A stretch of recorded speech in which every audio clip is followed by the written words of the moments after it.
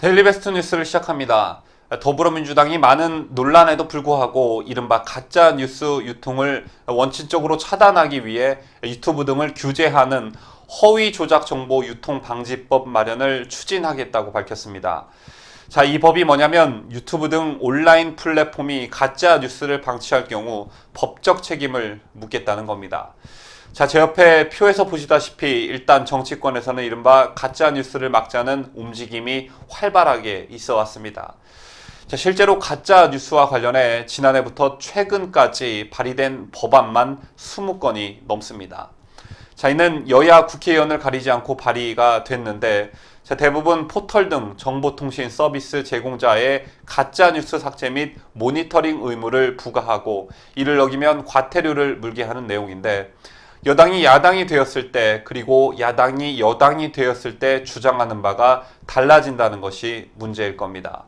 자, 또한 대부분 법안이 표현의 자유를 억압할 수 있는 데다 실효성이 떨어진다는 지적들을 받고 있습니다. 자, 그런데 이번 민주당발 허위 조작 정보 유통 방지법 추진이 논란이 되고 있는 것은 왜 지금이냐라는 물음표입니다. 자, 이것은 최근 유튜브 등에서 우파 채널들이 급성장하면서 민주당이 나섰다라는 점에서 일고 있는 의혹일 것입니다. 자, 그리고 또 한 가지는 이들이 야당 때 난무했던 가짜 뉴스에는 미온적인 모습으로 일관했다가 정권을 잡고 나서 이런 모습을 보이고 있다라는 점에서 자, 언론의 자유 그리고 표현의 자유를 탄압하려고 한다. 그리고 가짜 뉴스가 아니라 정부 여당의 불편한 뉴스를 차단하려고 하는 것 아니냐는 비판에 직면하고 있는 것입니다. 자, 민주당의 이런 방침은 지난 15일 유튜브 측의 일부 콘텐츠 삭제를 요구했지만 구글 측으로부터 거부당한 직후 나왔습니다. 민주당의 박강원 허위조작 정보대책특위위원장은 이날 브리핑에서 유튜브를 운영하는 구글을 방문해 명백한 국내법 위반 소지가 있는 104개 콘텐츠에 대해 삭제해 줄 것을 요청했지만 구글 측이 위반 콘텐츠가 없음이라고 회신해 왔다고 밝혔습니다. 자, 그러나 민주당은 104개 콘텐츠가 어떤 내용인지는 공개하지 않았는데 주로 야권 지지자들이 만든 콘텐츠를 문제 삼은 것으로 알려졌습니다. 박 위원장은 특위는 구글 측에 강력히 문제를 제기하는 바이며 허위 조작 정보 유통을 실효적으로 막을 수 있는 법적, 제도적, 공적 규제의 보완 필요성을 절감했다며 법안이 만들어지면 구글도 처벌 대상이 된다고 말했습니다. 자, 그러면서 박 위원장은 5.18 광주 민주화 운동이 북한군의 폭동이라는 내용의 경우 대표적 허위 조작 정보라며 허위 조작 정보들을 내버려 두기엔 임계점을 넘었다고도 했습니다. 가짜 뉴스의 예를 든다며 지목한 것이 결국 5.18입니다. 여러분 아시다시피 이런 민주당의 법안 추진을 우려하는 시각은 비단 우파 진영뿐은 아닙니다. 좌파 진영과 민변 그리고 경실련 등 시민단체 등도 정부의 개입이 부작용을 낳을 수 있다며 우려하는 입장을 잇따라 발표했습니다.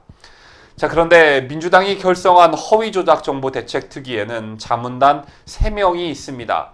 그 3명 중 2명은 여권 인사이고 1명이 학계 인사인데 그 학계 인사 1명이 바로 박원호 서울대 교수입니다.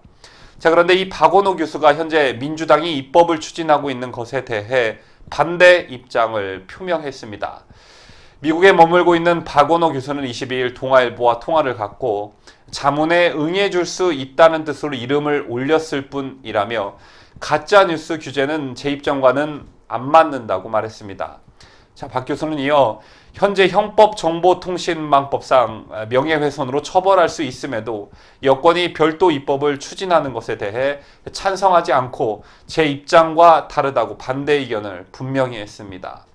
자, 민주당은 자문을 받으려고 학계 외부 인사를 자문위원으로 모셔왔을 겁니다. 자, 이 박원호 교수가 무슨 말을 하는지 잘 귀를 기울여 자문을 받기를 바랍니다. 엊그제는 평양선언 셀프 비준 소식으로 우리들을 깜짝 놀라게 하더니 어제는 가로세로 연구소 소장을 맡고 있는 강용석 변호사의 법정 구속 소식이 우리를 깜짝 놀라게 했습니다.